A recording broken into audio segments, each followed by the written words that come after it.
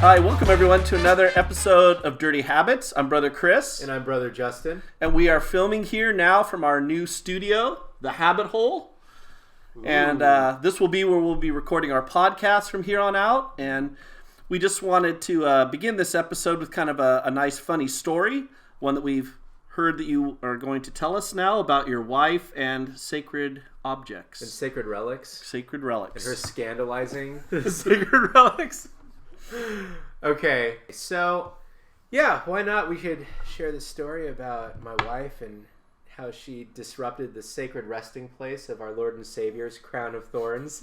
But okay, so if she watches this episode, she's going to kill me when she finds out that I've shared this to the interwebs. But I don't think that she follows our podcast, so not a problem, right? Okay, so Erin and I. She's still a high school teacher. I used to be a high school teacher. And every spring or summer, we would take a bunch of students on trips to like Europe or China, or like there were a bunch of different locations that we went to. And in this particular instance, for this story, we had taken a group of students to Paris, France. And we went to, on one of our tours was Notre Dame Cathedral, where supposedly the crown of thorns. Is there any like papal decree that really is the crown of thorns? I don't think so that I'm aware of. But as far as I know, they some crusaders brought it to some person and said this is the crown of thorns. Yeah, and they believed them and took it. Yeah, it doesn't have the custody chain the way the head of St. Peter does or things like that. Okay. Skulls, okay. Well, anyway, in Notre Dame Cathedral, a relic that is venerated as the crown of thorns of Jesus Christ is like placed on display, and so we decided to take our students to go see it. You know, like what a cool thing, you know, take a bunch of non-Catholic students to go see the crown of thorns and then maybe turn them Catholic eventually. Who knows? So we go, and at the time my wife was newly converted to Catholicism, so to her it was just like the biggest deal. She couldn't wait to go see a crown of thorns, to pray in front of the crown of thorns. And so for those of you who haven't gone to Notre Dame Cathedral, because it is an actual cathedral, it's a church, there's at least some sort of effort that the custodians of the church put forth to try and keep it somewhat quiet in there. So the security guards there will shush you and tell you to be quiet. And they're so serious about trying to keep it quiet in there that there is a pre-recorded audio in like many different languages of someone going, "Shh, be quiet. This is a sacred place." Oh, okay. That's the other language part. I'm like, how do you do shh in different languages? But you'd be surprised. You'd be surprised. Chuve? For the Filipinos, they have a hologram of someone just pointing their chin at you in a very threatening way. Or you just feel someone's Yeah, you feel the Irish. Shut your trap. So we take a bunch of students into this church to go venerate the crown of thorns. There's this audio overhead telling everyone to be quiet. There's security guards constantly reminding everyone to be quiet. And we go up to the chapel. There's little kneelers there. And Erin kneels in front of the crown of thorns relic with her little chapel veil on. Now she starts praying, and she feels so good about herself, so holy. So then she gets up, and as she's turning the corner to leave the chapel, her foot hooks onto one of the rope stanchions in front of the relic. And she knocks the stanchion over, and the metal post that tumbles over clangs so loud and echoes throughout the whole church. It felt like it was like in X-Men 2, like Magneto stopped everybody. And like Erin was on the ground. Little old lady who was also in the chapel runs around to make sure she's okay. Security guards are wondering what the heck happened. And then I go and like help pick her up, and I could see in her eyes mortification. Mortified. She was because she's in front of her students and a bunch of strangers in a holy place, and like she was feeling so good. It was like how low can God desolate you, and how fast after consoling you in this really awesome way? And we discovered very quickly that he can do it very, very quickly and very strongly. He can desolate you after moments of consolation. So I could see it in her face. Tears are starting to well up. She is so embarrassed. Aww. She's so embarrassed. And I just have to tell her, like, honey, that was the most hilarious thing. It's all right. You're clumsy. It's so okay. You're not going to hell for disturbing our Lord and Savior's sacred crown. I know. When those things happen, you so want to laugh. It's like... Oh, I know. Well, so here's the thing. To me, it was so funny that I did kind of start laughing, and I had to hold it in because I knew that she was on the verge of breaking down. Aww. Like, yeah. Can she laugh about it now? Sort of. It's one of those things where like she can laugh about it, but she would rather not have to think about it ever again. You know? I wish that I had gotten it on Oh yeah, it would be great on video. Oh my gosh. And Notre Dame, those ceilings are high.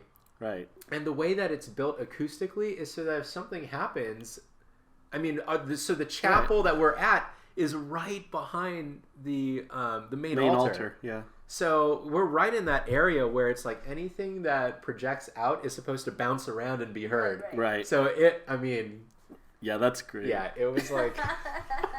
Livy's eaten it too, but never like at a sacred place. But we had the dog doors or the dog gates up one time, and she stepped one leg over and she got the other one, it hooked. And Char and I were right there. She fell forward like with her foot stuck, hits the wall, spins around and falls on her back with her leg still caught on the top of the thing. Wow. And Char and I just lost it. I couldn't stop, even though she was hurt. We're like, it was bad. She was, pain? Yeah, she was. And you were laughing. I couldn't help it. Oh, Char, because Char was in the hallway. We're like, so you and your daughter were laughing. It was like a comedy. Like she hits the wall, face plants, falls sideways, and the leg stays attached while she falls on her back. So her leg's up, and she's laying on her back in the middle of our hall, and we're just like, wow. Oh. Sometime I'll tell a story about Erin too, when she lost all sense of direction. But we'll leave that one up for another story. This will be our new tradition in the new year, starting our podcast out with stories about my wife.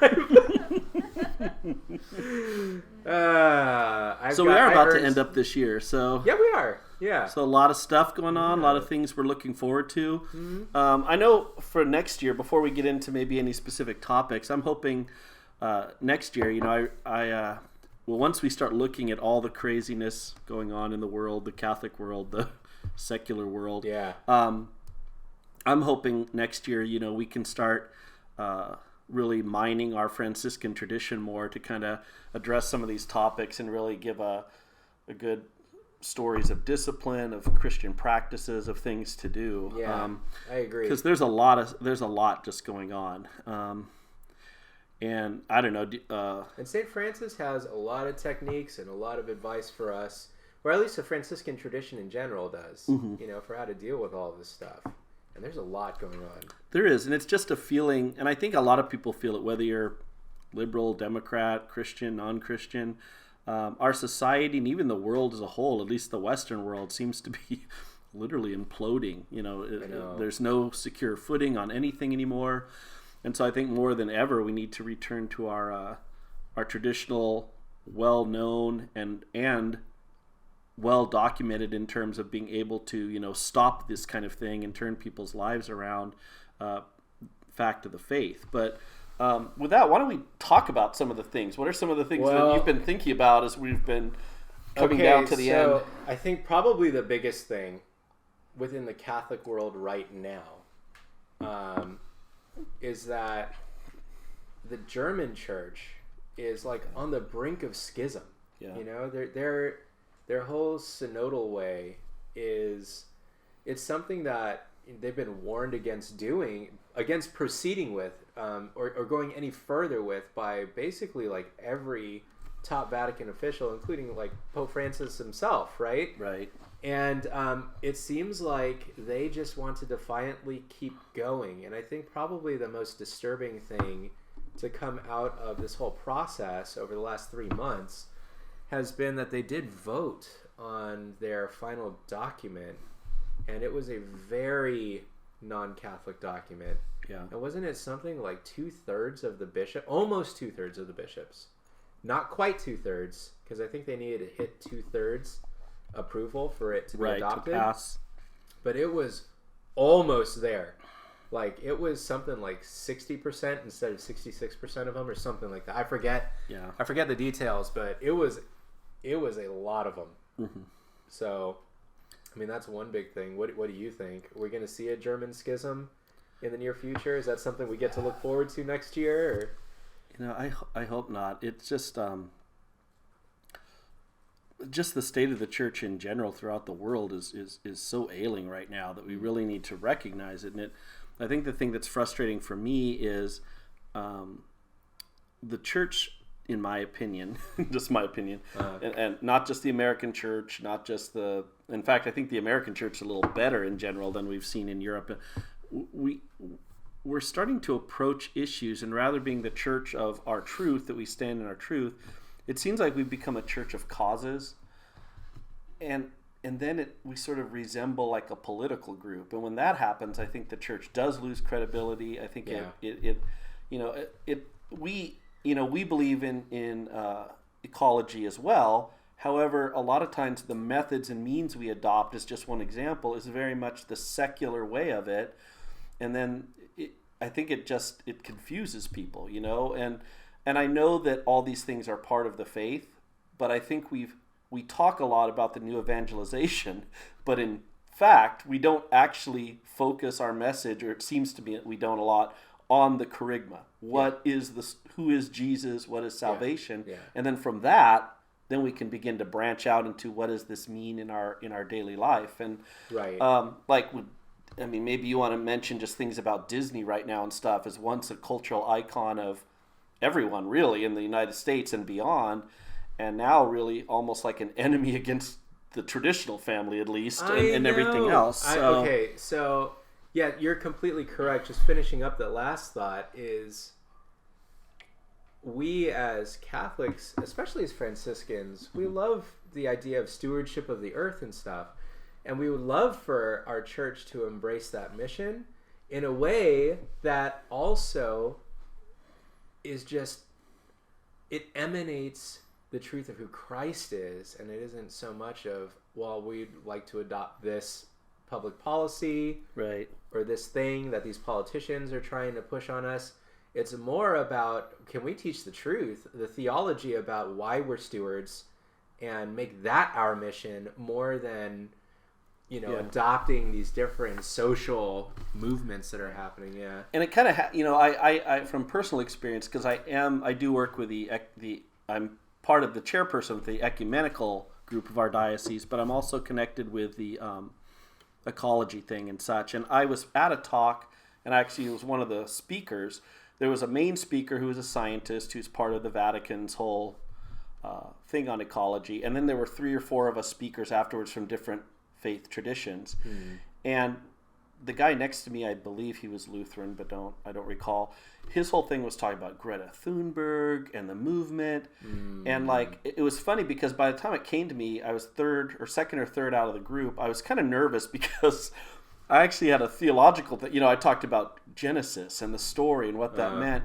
But it was funny afterwards, the reaction of the normal audience people, who are all, for the most part, Christian of one sort or another. So many of them came up to me and thanked me, and I was the one who got all the questions at the thing, because the other ones just sounded like activists. And I mean, you can hear that anywhere. You don't have to go to a Christian understanding of ecology to hear the activism, but how does faith deal with these issues? And I think that's something we've, the other thing too. Well, and faith is the rudder that helps make sure that your energies are being directed in the right trajectory in order to accomplish the mission too. Yeah. If you don't have that lens and you don't have that rudder, you're just gonna you'll take a lot of really good energy or potentially good energy, and it'll just be chaos. Wasted. Yeah. Yeah.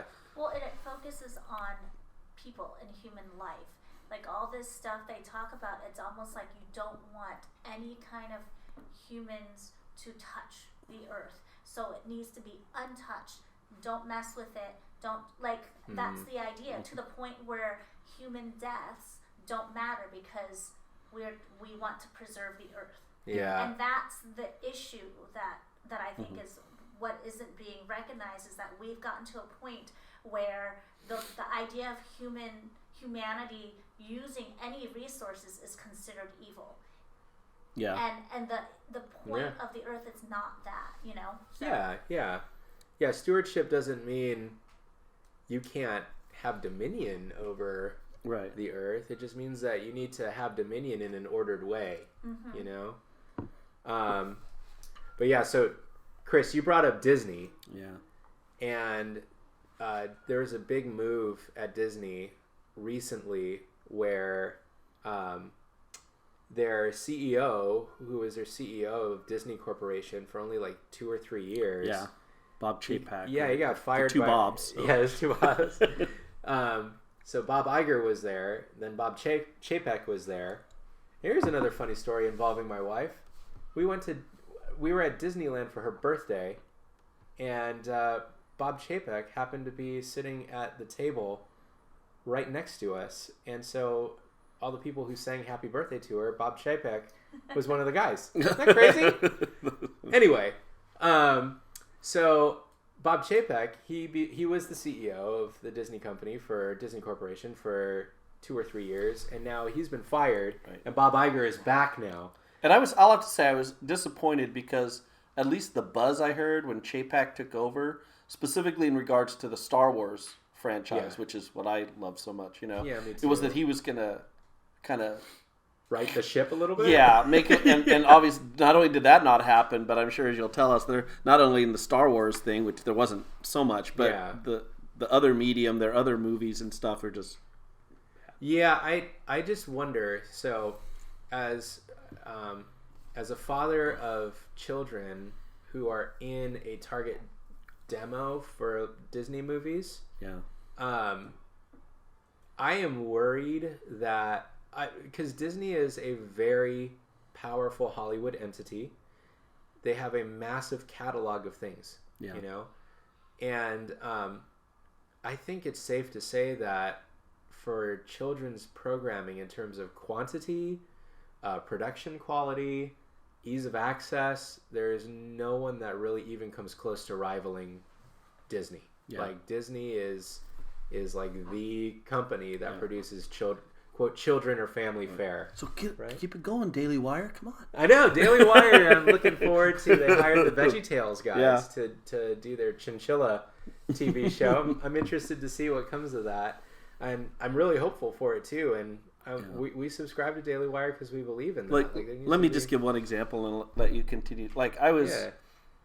It's almost like I want to keep giving them chances because Disney? Yeah, because the franchises they're in charge of are so many beloved things. Yeah. The Marvel Universe, Star Wars, and it really came to a head for me just a week or so ago, and I mentioned it to you briefly, is I know it's not one of his best well-known movies by any means, but I have always loved Willow, the movie. I thought it was a great movie. I showed it to my kids years ago when they were younger. I mean, my kids are still young, high school and below, but they love that movie. It's definitely more geared towards children type stuff, but it's still a good movie. You know, the characters, everything in that. Yeah. So I knew the new limited series was coming out about it, and literally in the first 10 minutes, you have women kissing. A large part of the storyline is the princess doesn't want to marry the prince, pretty much because she's gay, and everything about the show was, and it's not even about Willow. He's in it, but it's not. Yeah. And so I just wonder, these franchises, it's like they take these characters and they've become famous and beloved because of a certain storyline, a certain idea, and of course stories have to move forward, but there should be an organic reality to the story. It should still follow the same trajectory. because that's natural life. But then they sort of shove the stuff so blatantly down Yeah, that they shove a political, yeah, socio-political and I just won't even message into finish things. it. At this point, I'm not even going to finish the Oh, you didn't series. watch the whole thing? They haven't finished it. They had 2 episodes and they've released a third one. So, but I haven't watched it since. And Yeah. maybe when it's all said and done, I'll go back and look at them. But I mean, at this point, even if they brought in Val Kilmer, I might watch that episode. Val Kilmer. So, just as Matt Mardigan, because he's I heard missing. a rumor you know? Matt Mardigan is not dead. He is missing. Right, he's missing. So Yeah. So I bring up Disney because of that. It was one thing if you have the people working at Disney believe a certain thing, but that stays in their heads and it doesn't reveal itself in the media that they produce, right? If the people that work for Disney or lead Disney, right, the leadership teams at Disney have certain anti-Catholic, anti-Christian beliefs, but that doesn't wind up in the products that they sell, that's one thing. But now, more than ever before, a lot of challenging political and social ideas that don't jive with de fide are showing up in the media that Disney produces. Yeah. So I guess like it's been a labor for me and Aaron. We're trying to reason through it at this moment, and that's why I wanted to bring it up tonight. Like, is it time for us? Is something that we look forward to in 2023? Us pulling the plug on Disney in the house, you know? Because there's a lot of good stuff in their old catalog, right. But now in order to get it, we have to fund the stuff that they're producing now, which we don't agree with, you know? Yeah. So, what do you think? Like, what would your advice be? Yeah, I don't know. I mean, to be honest, as ironic, as silly as it sounds, I'm about the only one who watches the Disney Channel. My older girls are more connected to Netflix and those kind of things. You keep holding out for Star Wars. It's going to be good. I keep hoping. I do. And I will say, I'll give a little plug to Andor. The one that I could care less about going into the year, because Andor, I'm like, one character, one movie, he died in it. Yeah. No real... But I'll tell you, I think it's the same writers who did the movie Rogue One. So they've at least kept Star Wars.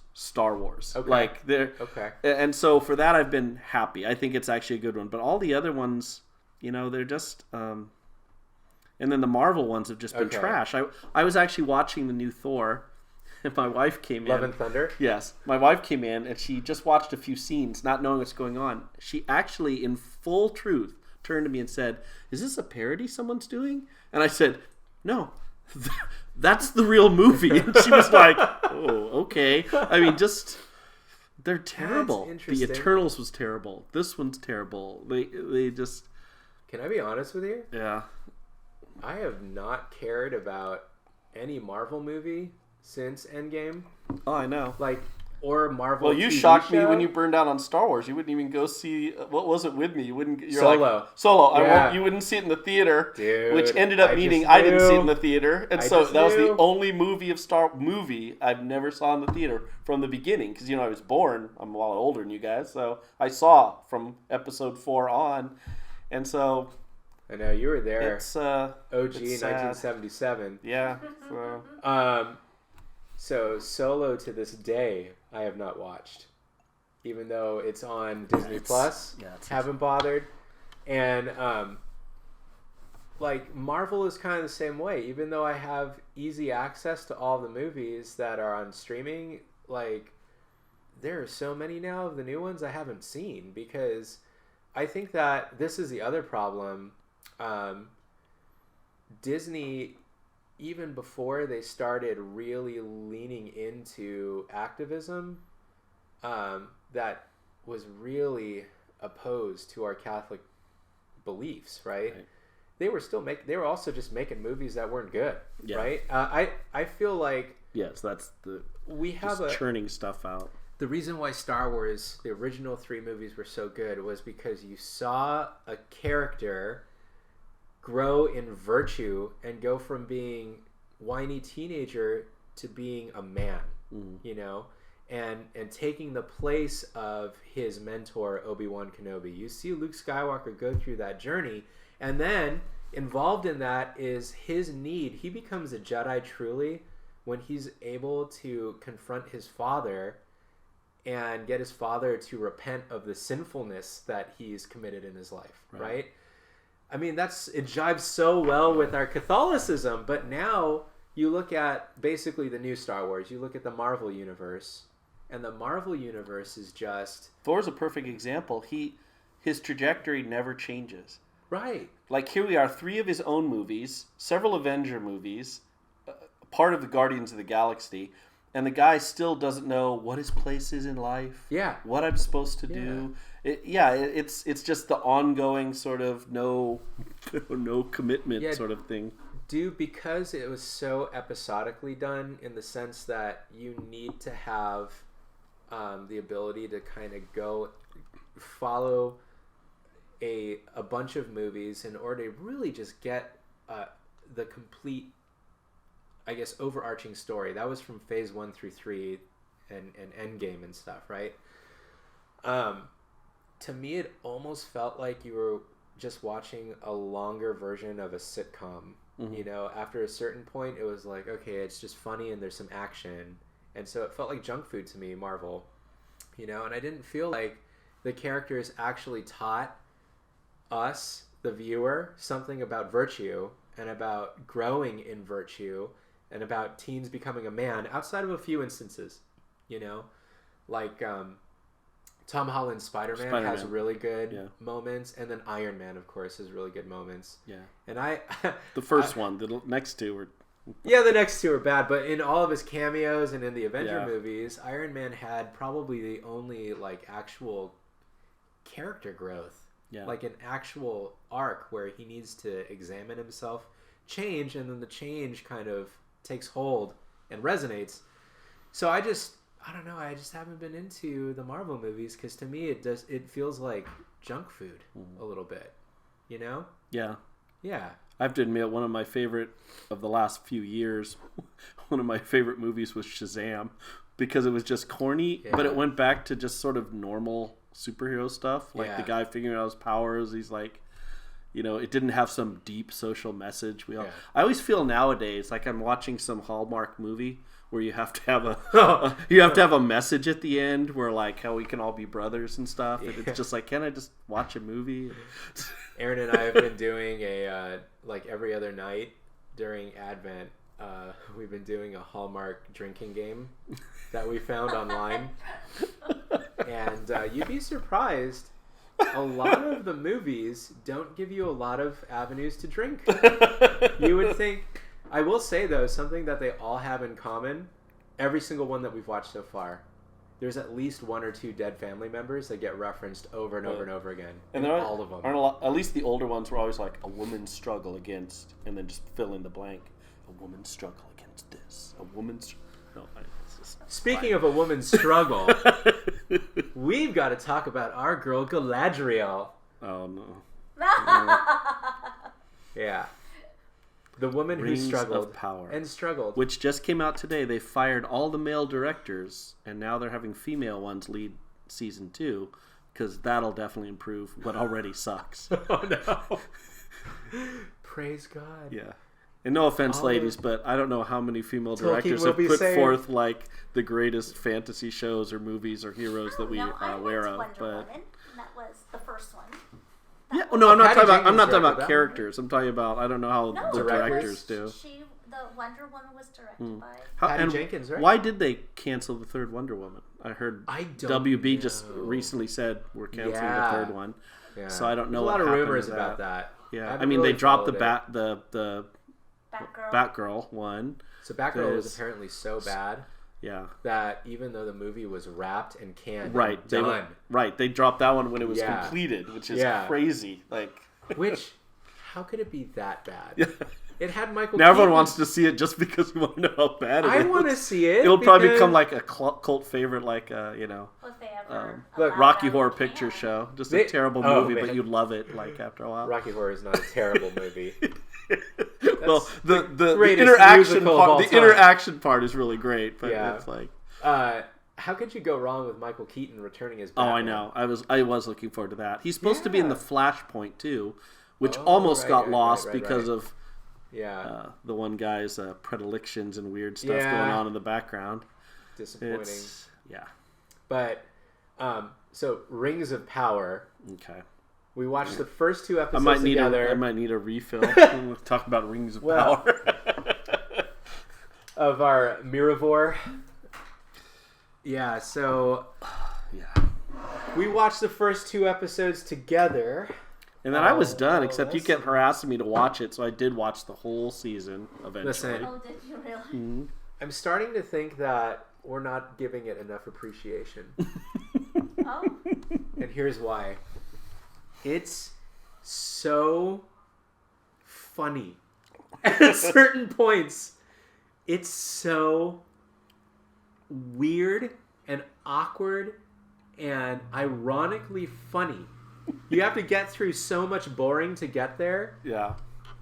And certainly our boy, future canonized Saint J.R.R. Tolkien, is looking down on heaven with wrath. Yeah. Like, looking down from heaven upon the earth with wrath because the Rings of Power was made. But forgive me, J.R.R., but I did find enjoyment from the show where after getting through maybe 20 or 30 minutes straight of being bored, you would get hit with like Galadriel riding the horse Riding for the 10 horse. minutes.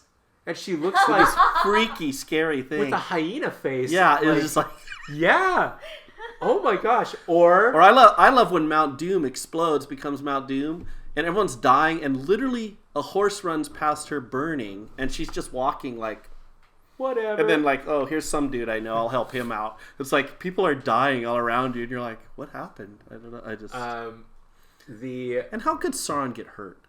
Like, he's still a Maiar, even in his fleshly guise. Like, he's like, oh, don't get me I'm started. so hurt. And Was he really hurt? Maybe he was just faking it. Because And then then he the was great- able to ride a horse. what I love, for because months. it so told... that guy was. He was Sauron. Yeah, he's And the great Sauron. thing was, everyone knew it. And they still thought it was going to be this great reveal. But like, everyone, from Ben Shapiro to like Nerdrotic, everyone knew it for months. And then it's like, oh, by the way, it's him. You're like, okay. It was the worst because they set it up so that Galadriel, they shipped. Made the rings even. She Yeah. did everything. Like, without her, nothing would have ever happened in Middle Earth. ever. They totally like set up a weird fanfic where Galadriel and Sauron have a thing for each other. Mhm. And Celeborn isn't even mentioned until the and then last we find out, moment. And then we find out he's dead. Or so she thinks. She claims, yeah. So she thinks. I'm Her sure he's husband's gonna come dead, back. so... She thinks he is. I bet he's gonna find a way to show up in the second season or something and ruin the love Well, all of it. And then you possibility. have... And then you between have... her and the Dark Lord. And then who's the Elven It's gotta Smith, be the about the triangle. brilliant Smith? Not Feanor, he's the original. Mm-hmm. The one who makes the rings. What's his name? Celebrimbor. Celebrimbor. So Celebrimbor, the great Elven Smith, and he just can't figure out you need to like smelt a little of Make this an thing alloy. into it, an alloy into it. The dude like makes things just below the level of the like Silmarils, and he's Yeah. like, how do I approach this super basic Yeah. first year chemistry question? It was just, and then she's like, "Here, use this," and he's like, "Okay." You gotta admit, some of the dialogue is geniusly bad, though. Give me the meat and give it to me raw. Yeah, it's like medieval battle language. I told you. Like, Loose your shafts. it's Just kidding. so bad. Quinn's still laughing. See, we can't. It's like Quinn can't But that's stop the thing is- giggling. The show is, in a weird way, memorable because of They need those to. things. They need to Like, bring it's back so your bad. friend Mystery Science Theater 2000. He can watch the episodes with the robots and Oh, just yes. go off on it like that. Fun show. fact: Yeah. I used to work for Yeah, the Mystery I Science know, that's why I Theater, was guys. Yeah, Michael J. Nelson was my boss right out of college. Man. That was pretty fun. So he was Catholic. He and his wife, they were Catholic. That's where they first got into the faith, but they later rejected it, and I think they're just non-denominational Christians. But he's a super cool dude. Anyway, side note. So what was it you wanted to? Was that your main thing? Just how funny it I actually just is? wanted to say that it was garbage of the highest order. Yeah. The highest order insofar as it is some of the worst garbage I've seen on TV for how expensive it was. But at the same time, it was also oddly enjoyable in how unintentionally funny portions were. Like that part where she was riding the horse in slow motion for something like 4.5 minutes or something. Yeah, it was really It went on for so long. It's like watching the naked wrestling match in Borat. You're like, is this ever going to stop? Is it going to end? So Aaron had fallen asleep, and I was still watching the episode, and I laughed so loud at one point during the horse riding sequence that Aaron woke up and went, "What the heck am I watching?" Because at that moment, it was like close up of the horse's butt and stuff. And, like, it's so unintentionally funny. And they think it's so good. Or like the leaf waking up the Balrog, and then nothing happens. Right. The Balrog wakes up, and then nothing happens. Yeah. Like it's just so dumb that you gotta almost appreciate how dumb it is. And then the whole story of Gandalf was just lame, and now we know it's pretty much Gandalf, but he is good. Yes. And he good. fights 3 women that kind of look like ring wraiths already, but there's not really ring wraiths yet. The whole thing was just odd. You had the Harfoots are evil, right? The evil Harfoots. We're friendly and loving, but if you hurt yourself, we're gonna leave you behind to die because, well, that's how it goes. So, ultimate problem. This goes back to Disney, the MCU, Star Wars. Right? You have people who were hired to run this show, write this show, that do not have a cosmological view of reality that makes any sense. They don't have nearly the understanding of morality, good and evil. The metaphysics that J.R.R. Tolkien lived by was Catholic. Yeah. And the people that they hired to write this show knew nothing about that. All they know... Have you read what they said about the next season? Yeah. Notice how...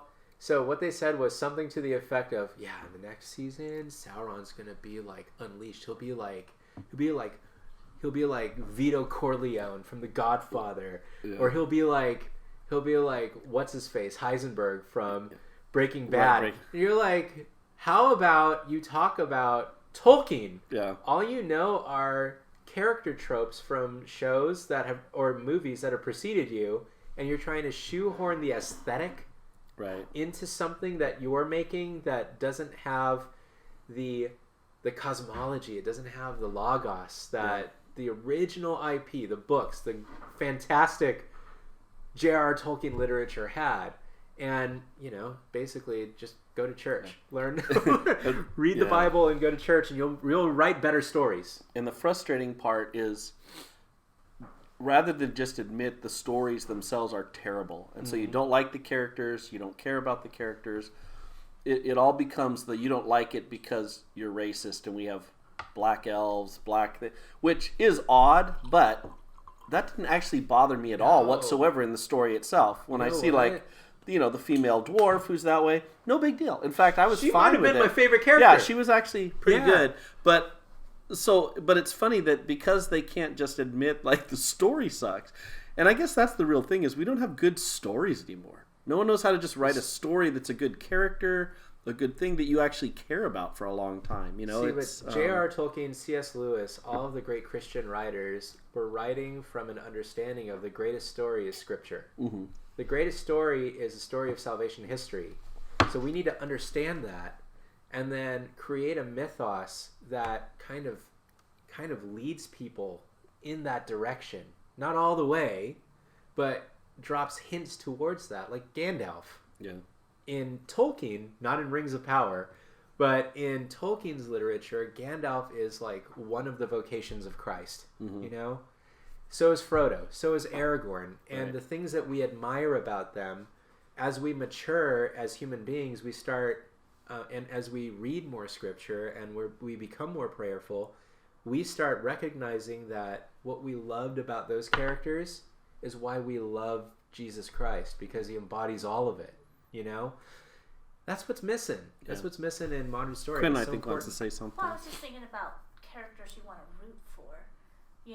I think sometimes in these stories that we see, we're just uncomfortable rooting for them because you know that they're the main character, and you feel like that you want them to do good, and then so you're rooting for them. And I think that's what's also missing is that whole like we want a hero. Yeah. You know, we want someone to do well, and we see also being able to see them struggle and go, but they have something more in them. We're rooting for them. Yeah. And that's what, like, I struggle with a lot of characters because I feel like, you know, sometimes you're rooting for them, like they're doing bad stuff, and you're like rooting for them to do something bad. Like it feels very. The anti-heroes become so common that it's almost almost the hero now. Right. And then like you said, like people have all these complexities and stuff, but they never overcome them. You still end up at the end with a screwed up person who hasn't really learned or done anything, although they've achieved whatever goal it was they were supposed to have done. And some of these steps are supposed to be cathartic in the sense of like you can put yourself in that position and go, I can be a hero. Yeah. You know? Well, I mean, just like stories of old, they're supposed to teach us things too. Kids see those things, they look at Aragorn, they're like, that guy's courageous. Like, wouldn't it be nice to stand up against unwinnable odds, but still do it because of your honor or your loyalty to friends or your love of a person? So, I mean, they teach us too. That's the thing, is these stories teach us how we should be. You know, I'm not going to fight a real 500 orcs, but I'm going to deal with things in my life that I'm going to have to make choices. Who am I going to stand for? What am I going to do? You know, in situations. Well, that's why the ancient Greeks said that story is the most powerful of all argumentation methods, basically. Like, stories convince people to be a certain way. They inspire people. Right. They really resonate, you know? You like that, Darth Vader? I love you, Sith, much. Yeah, I never saw that. I should bring my real Darth Vader one, which now looks so shabby and bad, but it was bought in 1978. Oh! And what's ironic is you can buy them nowadays for like $10. It was $50 then at in 78? Yeah, in 78 to buy it, because the head is velcros to the top. But it was at Knott's Berry Farm, and it was the first we'd ever seen, and my dad bought it for me, and I've had it all Darth these years. Vader figure in 19 the helmet, in 78 at Knott's Berry Yeah, Farm? it has a silver part for the nose, like the little. I don't know why, but it's really random. Like it was in some store there, and that's kind of. He also took me to see David Prowse when Prowse came out. Like everything, I loved you David met Darth Vader? Yeah. And he had a lightsaber, Dude. but that back then it was just a thing that held, but it spun in a circle, like it was just a long, so it looked like it was. Oh, but it was like it was 1978, 79. It was like a little kid. Corridor Crew on YouTube channel. Are we recording? Yeah, we're recording. Nice. Channel I recommend for any nerd is Corridor Crew on YouTube.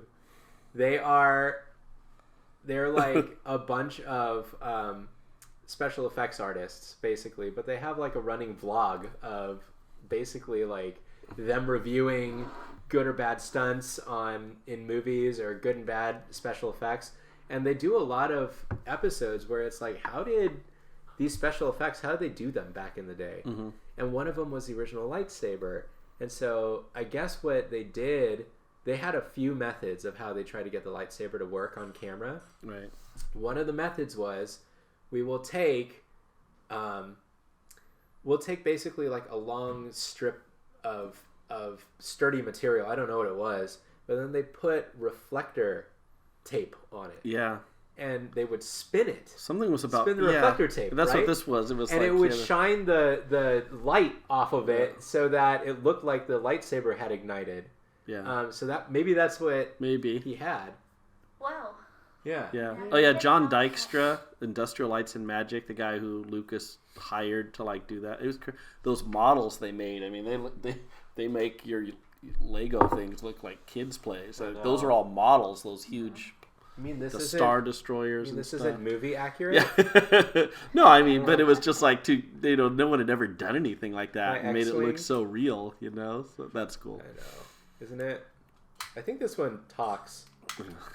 Oh, no.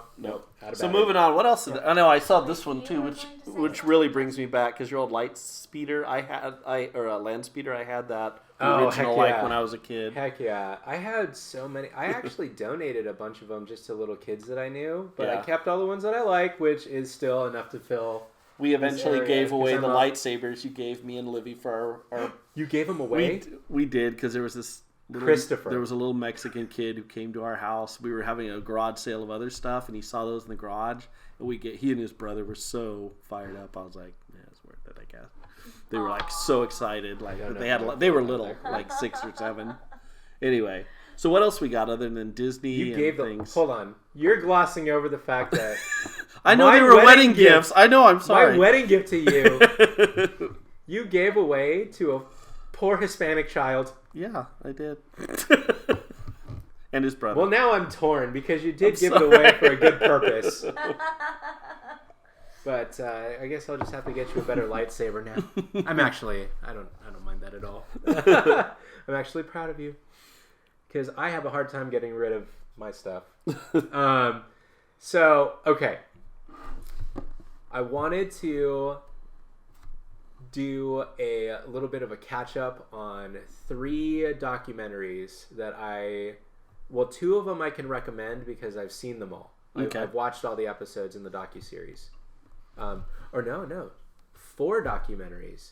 3 of them I have watched all of it, and then 1 that I'm looking forward to that is just released. So, I'll just mention the one that I'm looking forward to that I haven't watched yet because it's a Jordan Peterson series on Daily Wire. Oh, is that the Is it Exodus? Exodus. Exodus is I great. saw Is it good? I've watched the first 3. Oh, is it really good? Because Yeah. it's him and Dennis Prager, right? And 6 or 7 other Yeah. scholars. Oh man, I'm so stoked. I started watching the first 10 minutes of the first episode, but it was when I was here in the morning doing all the morning stuff with the girls and trying to get them ready, and so I figured I'm just gonna pause it. Like I had it on my phone on the Daily Wire app. Yeah. I just paused it and was like, I'll have to get Oh, back to this. Dennis Prager, I love, and Quinn, poor Quinn, like every time she does something now, I'll like quote him what he says in that. Yeah. Because there's a point where he talks about, God. Yes, God is loving of this stuff. Jews believe that too, but he's also wrathful, and you see the plagues and stuff on Egypt. And Jordan Peterson says, yeah, but don't you want your enemy to learn something before they're punished? And he goes, you're so Christian. He goes, no, I don't care if they learn anything or not. You just punish them. But I always tell Quinn that now because she's like, don't you? And I'm like, don't be a Christian, Quinn. I just want there to be a lesson. I want everything to be a lesson. You got to be much more Old Testament sometimes, especially with teenagers. Yeah, that is a good one. I'm watching it right now as it's going on. How many and so episodes is it? I don't know how many it'll be when it's finished because it's actually only releasing one at a time. So It's how do not they go releasing through it? Is it just the book of Exodus? chapter by chapter, or they don't. It's each episode isn't just one chapter, but it's That yeah. sounds amazing. It is, and the people are really brilliant. Og Guinness, all these people Man, who are I'm like so excited to get into that one. Like when I saw that it was released, I was super excited, but I just didn't have time to start it. So yeah. So what are your other 3? Okay, other 3.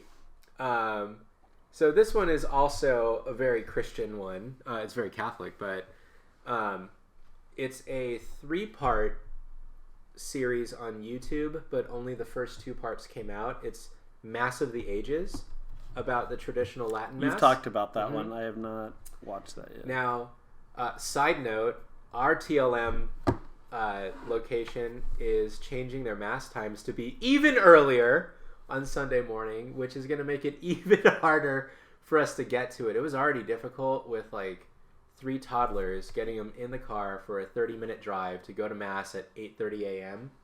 But now the Mass is at 8 a.m. Oh, it's... Why did the other masses change? Or I don't other know things why they did it, but... And you go there one Sunday a We month? typically go first Sunday of every month, and then all of our buddies that go to Latin Mass together, we all do brunch here afterwards. And now it'll be hard, but I think we can do it. But anyway, Mass of the Ages is great insofar as it makes you really appreciate the history of how the Novus Ordo sort of came to be. It definitely has its bias towards the TLM, and I wouldn't say it's outright against the Novus Ordo in the sense that the Novus Ordo is illegitimate. Like, there's a lot of like wackos basically that would say that, but I mean that's not true. Like, the Novus Ordo is heaven on earth. It is God meeting us in the sacrament and allowing us to consume His body and blood. So it's a beautiful, wonderful thing. But what Mass of the Ages does really well is it helps any Catholic appreciate the ancient rite of the Mass. And not only that, I think what it can be useful for is inspiring pastors of Catholic parishes around the United States to sort of embrace embrace the ancientness of Latin itself, of the Latin rite, and let that inform the way that the liturgy in their Novus Ordo is done. You know, there's a part that particularly stood out to me in Mass of the Ages in the second episode, where they do a bunch of like side-by-sides of like 1960s pop music and then Catholic hymn music from that era, and how similar they are in ways that I didn't even realize. It's like well, we'll play like a portion of Pure Imagination from Willy Wonka, and then here's like a version of the Alleluia that sounds exactly the same. It's so interesting. So yeah, I mean, I recommend that everyone watch it. It's very educational. It also, a bunch of people, I think, from my alma mater, John Paul the Great Catholic University, worked on it. So Awesome. yeah, I just recommend Quinn, watching. you have that one you watched that you gave us that's also about the Mass, and we can, I guess, promote other Catholic views here. It is called Things You Should Know. Oh, I forgot. But Things you should know about Mass, about the Mass. Catholic Things You Should Know is what the podcast is. Again, okay, it's like a Zoolander. Catholic Things You Should The Know. Catholic podcast for Catholics who don't know a lot and should know more. Just kidding. It's not really called that, but Catholic you could just put a link You in the should know. description Yeah. or something too. Yeah. And they also describe sort of both, right? Well, The whole. It's a podcast with these priests who they do a lot of the podcasts, but this particular one that I was bringing up to you guys talks a lot about what would be basically the ideal. What would the Mass ideally look like if it was done well, the Novus Ordo, and so it talked about. Interesting. Yes, I actually really, really enjoyed this podcast, and he talked a lot about the music.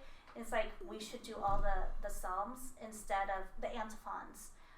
So instead of singing some of the things, the chant should be a lot more into the Novus Ordo. He talks about ad orient, whatever. Ad oriented. Yes. Facing so east. So he talked about that and how that should be, because and he talked about just even as a priest, it is less distracting. Yeah. You know. Well, each one's a legitimate model. The TLM with the priest standing with people say his back to the congregation.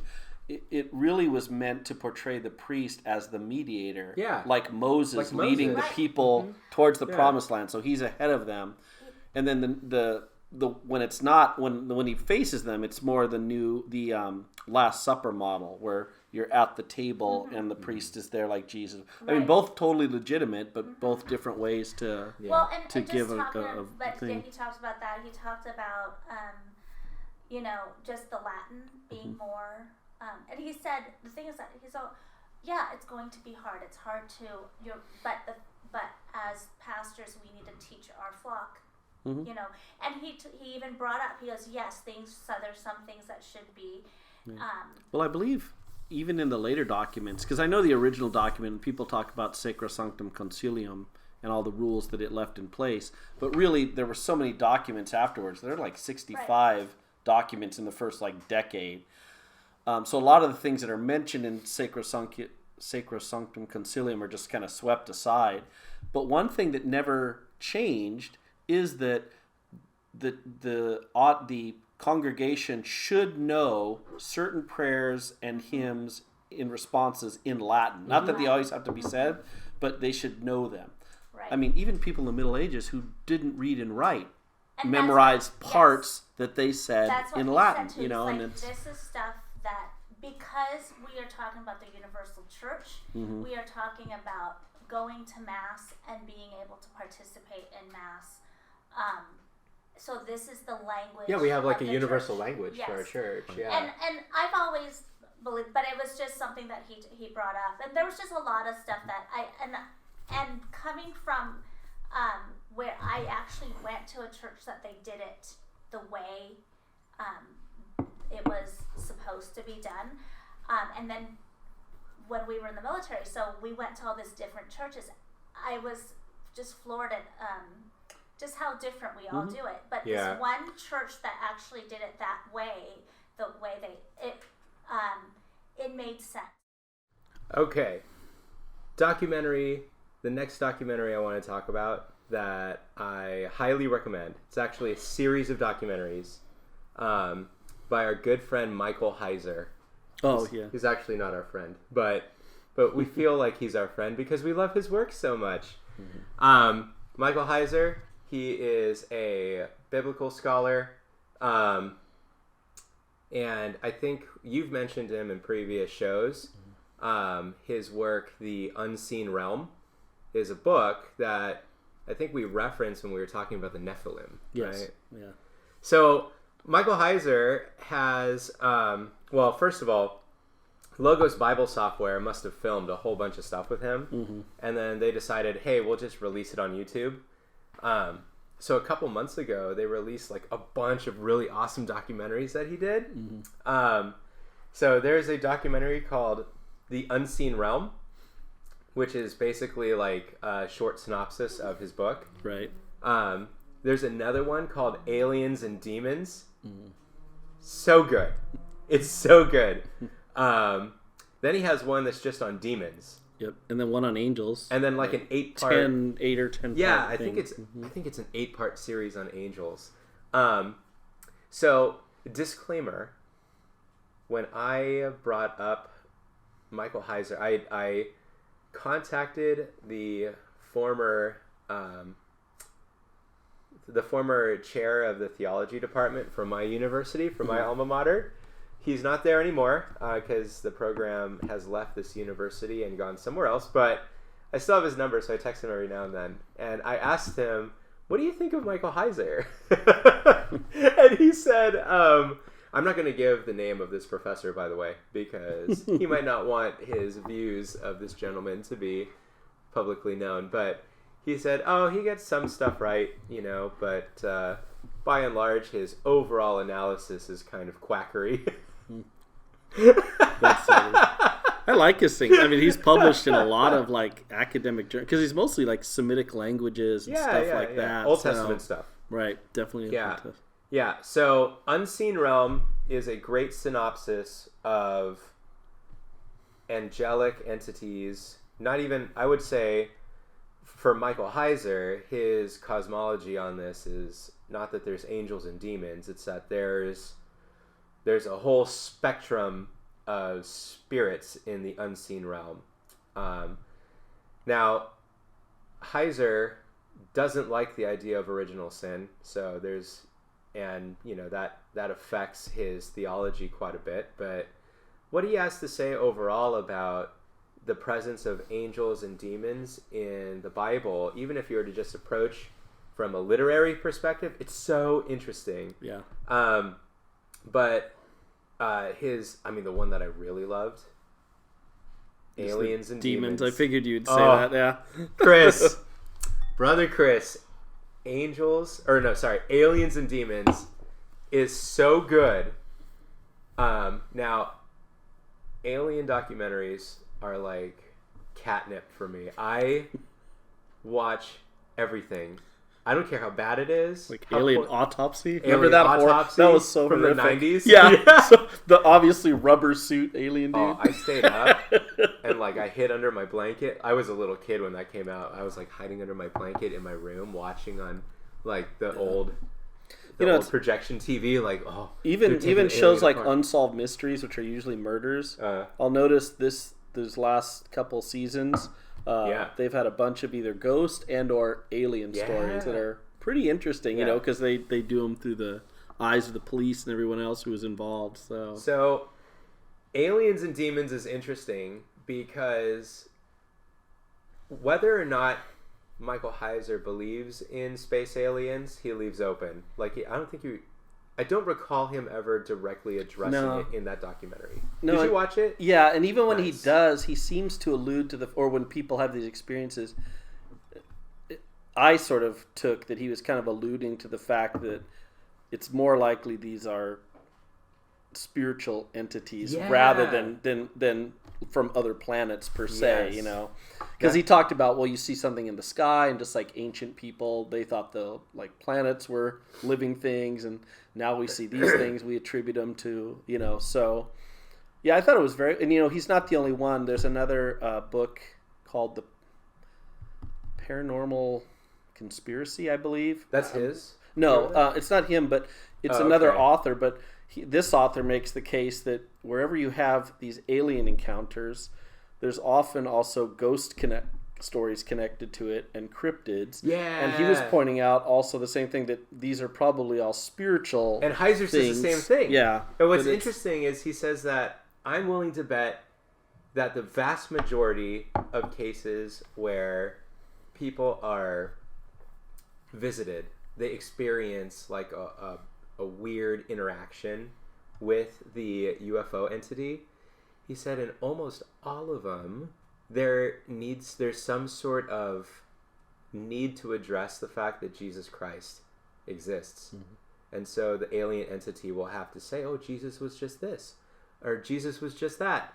And like basically give reasons to not believe in Jesus. And it's really interesting because for Heiser, he goes to the extent of saying, like, why would they do that with Jesus Christ?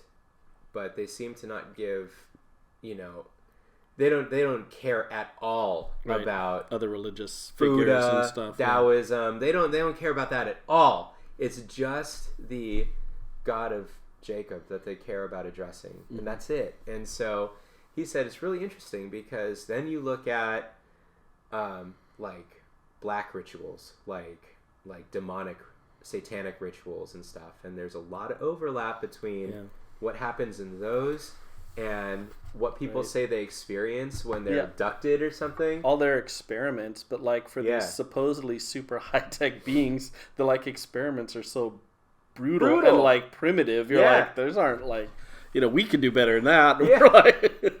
So they're like basically just abusing people and then dropping them back off, like with burn marks or who knows what, right? So Heiser would say, like, for a lot of these genuine cases of visitation by some sort of unidentified entity, it is most likely a demon or some demonic entity some evil spirit that's trying to mess with a person and basically sow a bunch of seeds of doubt all over the place in a way that is kind of effective, because people get visited by these things and then they start thinking, well, how can God exist? You know? And so that's another reason why I like Aliens and Demons, is because Father Heiser. What am I doing? Michael Heiser. Michael Heiser. He mentions, I think, right at the beginning of the documentary, like, why am I interested in UFOs in the first place? And how he goes to all the UFO conferences. Yeah, he goes to UFO conferences. So, Which I guess that's what we'll have to do sometime. Oh, I am so down to go to Roswell. Are you kidding? Like, Area 51. Like, we should go to one of those conferences when they're the next one that's nearby. That's the thing where, you know how I mentioned how when I went to New Zealand, the tour guides were like, you Americans are insane. Like, you come dressed up as elves. Right, yeah. And you, like, want to read poetry in the Shire and stuff. And it's like, this is just crazy. And, like, and my joke was, like, yeah, I had, like, an elf costume. I just shoved it. Yeah. Who would do that? Who would do that? So my professor from my alma mater, he mentions how Heiser is like kind of like overall his analysis is kind of quackery, and I was like, oh, what do you mean? And so he lists out some things. Oh yeah, he rejects the notion of like ultimate providence or original sin, and then the last thing you brought up was, yeah, and he's into space aliens. And I went, yeah, what good Catholic would be into that? Who would be into UFOs and stuff? In the meantime, my wife is like sick of watching UFO documentaries and stuff, and like watching me get all excited about UFOs and everything. So the other documentaries in this series, again, Logos Bible Software. We'll drop a link in the description, or maybe at this timestamp. I don't know. Yeah. So you can go check it out. But they're really cool documentaries. I think that you can watch them even though it's not a Catholic speaking from a Catholic theologian's point of view. They're still very, very interesting, and I think that you can get something out of it. And I haven't seen the Demon or the 8-part Angel series yet. I've watched about 5 of the Angel ones, but I have his books too, because he started with the Unseen Realm, then he had Angels or Demons first, then Angels. Now he has a big commentary on the books of Enoch. And another one too, but I think one's an abridgment. He also has an entire website where he goes into even more detail of every chapter of Unseen Realm. That was even before his videos, so he really has a lot of stuff out there. But does he go into detail about alien visitations? I don't know about that, because that's later. That's on his newest thing. So. Oh man, he's probably working on it, like a multi-volume like Summa of alien visitation, and I will want it, and I will buy it. Okay, next documentary series, a docu-series that I recommend, Ancient Apocalypse. And I've heard about this, but I have not watched this one. You've talked about it, but I've even seen like Matt Walsh and others talking about it. So. Okay, Ancient Apocalypse. Now, I read one of Graham Hancock's books a long time ago. I think it was like Fingerprint of the Gods. Fingerprint of the Gods. Yeah. Yeah. I kind of think of him like your old professor thinks of Michael Heiser. A little bit weird. I mean, I think it's interesting, but it's like... So, okay. The baseline argument that he's trying to make is essentially that human civilization goes back a lot farther than we think it does. Yeah. It goes back possibly 10, maybe 15,000, maybe more than that. Mm-hmm. Farther back than modern historians and archaeologists think it did. Yeah. And he points to a lot of different dig sites, like a lot of different ancient locations where the dating of those locations seems to support the idea. Mm-hmm. So on top of that, that part I don't have a problem with. I could totally see that. It's his more... Doesn't he have like a worldwide civilization that kind of...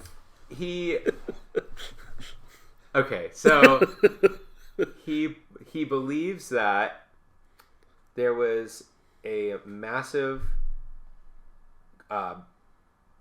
earthwide, like global catastrophe that happened, most likely a giant impact from a comet or an asteroid that struck the Earth, and that's what ushered in the Younger Dryas Ice Age period.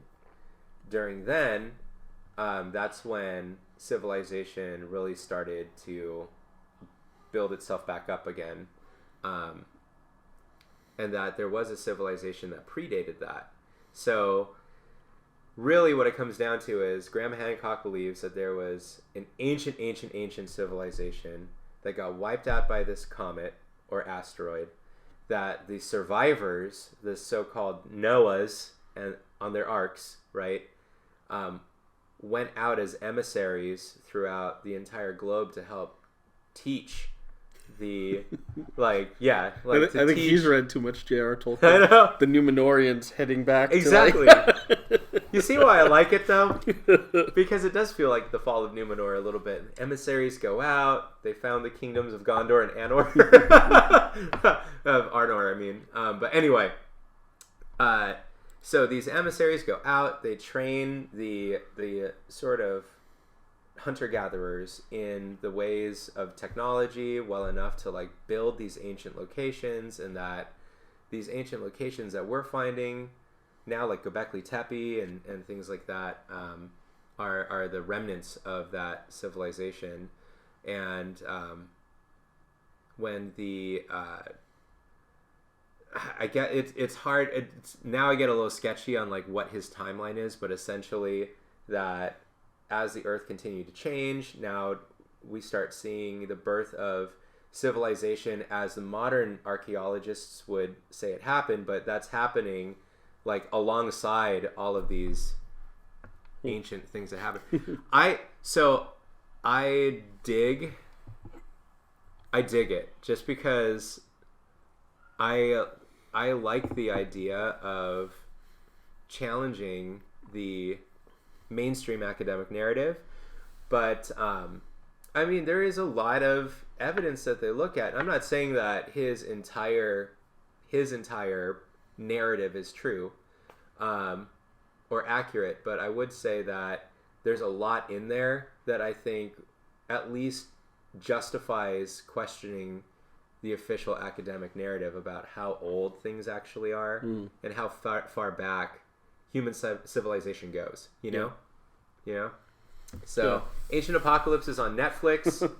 I highly recommend it. It is a really fun, I mean, it's kind of done in a grandiose, like, I don't know. Right. Like, you know what I mean? Yeah. The way it's edited is kind of ancient or no. What is that other one? Yeah, Ancient Aliens, right? Yeah. Yeah. It's edited sort of like that, where the music is too over the top and it doesn't seem to take itself seriously, even though I know that Graham Hancock wants to take it seriously. Right. So with that in mind, though, it is a super addictive show. Each episode's only like 30 minutes. Mm-hmm. So highly recommend Ancient Apocalypse. Okay. I think that does it. The YouTube channel I wanted to mention to you is Mysterious Middle East. I think they only have about Mysterious Middle East. So Okay. I think they're Muslim guys. I'm not sure. But all of their things have to do with like the lost city of the Iram, the giants, the jinn, like all the Middle Eastern like stuff, mythology and everything, and is there real things? And the latest one was like terrifying. It was called The Seven Towers of Satan. And there's supposed to be these 7 towers that are located throughout the world that like form this, like from ancient, even pre-Islamic understanding of the Middle East, and these weird like you just have to see it. We can talk about it later when you get a chance to look at a few of them. But they're actually very interesting, and they go into a lot of stuff, literary, and they're not as over the top as it sounds, though. I mean, they're pretty subdued in terms of what they claim or what they say. Okay. But they'll just outline the things of like, well, this is what this person said, and this is where they said the 7 are located. Gotcha. But interesting stuff, you know. So, I mean, there is a lot. You know, I gave a Bible study a few months ago, and one of the things of the background was the whole fall of the angels and because we had to talk about who are these angels that are in prison. So it goes back to the whole Nephilim story. And if you haven't seen that, be sure to go back and look at our Nephilim. Yeah, our Nephilim video is. But in that, I had to describe kind of the whole idea that, you know, not only was there the sin of however you understand the Nephilim came to be, whether they're just human beings who had outstanding characteristics because of the angelic help, or whether they're actually these half hybrid things. But apart from that, the other part that we didn't talk about as much in that video is they also bestowed on humanity this, quote, occultic knowledge, you know. And that wasn't just something Israel thought. That was a Middle Eastern thing, because the Babylonians prided themselves on being the last holders of the knowledge before the flood, which from the Jewish point of view in exile, looking at the Babylonians are thinking, this is the height of evil, like to embrace this kind of knowledge. So it was a large Middle Eastern thing. I guess the point is, though, is not making any speculation on whether that's actually true or not. They believed it, and so did Israel, but whether there was really pre-knowledge flood. But I will just say, connecting back to your Graham Hancock stuff, is there is a lot of weird stuff and interesting stuff that we have lost. Like I watched a whole thing on the Pyramid of Cheops. Yeah. And they're pretty much sure now it's not a tomb. There's nothing in it that even looks like it would be a place for the tomb. But what they found, and it was Nikola Tesla who actually discovered this, is it can amplify sounds and light inside of it. Like it's perfectly constructed. So I can't recall the whole thing, but like there's a lot of weird stuff. Like it can amplify energy probably from areas that it could take in, and almost like an ancient battery the size of this thing. So I mean, there's a lot of weird stuff that's more legitimate scientific ground that we can point to and say, like, here's some real stuff that's very interesting. So, you know, maybe in the coming year we'll have some of these weird like one-offs or things on some of this stuff. You know how Graham Hancock was able to come up with all of these crazy like connect the dots? Like, he does a lot of ayahuasca. Now, see, now we're starting to go off, because now I just saw another thing where Jordan Peterson has a whole show on the entities that people see in ayahuasca. Are they real or not? That's the and that's the thing is, I guess a lot of people see similar things, which is very weird. Yeah. Now we're going way off. Yeah. But yeah, if that, like, I get you. I would have an easier time just fully buying into Graham Hancock if it wasn't like, oh yeah, if it wasn't for these drugs, like going on these trips. Right. It's like Aldous Huxley. I know. But I mean, I will say the stuff that the evidence that they do look at is so interesting. I mean, they've done LiDAR scans underground of these different ancient sites, and there are like tier after tier after tier of building structures and stuff that they snake down like tubes to pull matter up, and they test it, and the radiocarbon dating shows like, yeah, this stuff is super old, like way more ancient than civilization should be. Well, so, like Egypt, I mean, it has dynasties that it counts that we have no idea. Starting, actually, and I never knew this till much later after I'd seen the stupid movies, but the actual first king of Egypt is the, quote, Scorpion King, but I can't remember what his title was, but from all the mummy movies of like the 90s. Was he? And it wasn't. Was he half The Rock? Scorpion? Yeah. Half bodybuilder? Yeah, I don't know. I mean, the Sumerians thought they came from fish people, so... Oh, yeah, that's true. H.P. Lovecraft type weird stuff. So. Graham Hancock touches on that. Oh, does he? Bit. Okay. Yes, he does. And, let's move on. We've got too much stuff. We'll have to make whole shows out of these things sometime. Well, Brother Chris. Brother Justin? I think that we have... We've talked enough about the last 3 months of 2022 and what we're looking forward to in 2023. And, well, those of you watching, if you could just let us know what your prayer requests are in the comments, we'd be happy to add them to our prayer roll for the month. And keep tuned in. We're going to hit a lot of these topics, really start to get more into our Catholicism now that people are starting to know who we are, and we look forward to doing that next year as well. Yeah, and we look forward to seeing you in 2023. All right. Pax et bonum. Pax et bonum. L'chaim. If you enjoyed that conversation with me, Brother Justin, and Brother Chris, then please like, subscribe, hit the notification bell so that you can follow more of our fantastic conversations such as these. And don't forget, check out our store on Etsy, One Holy Catholic, to support this channel with all of your wonderful money. Link below.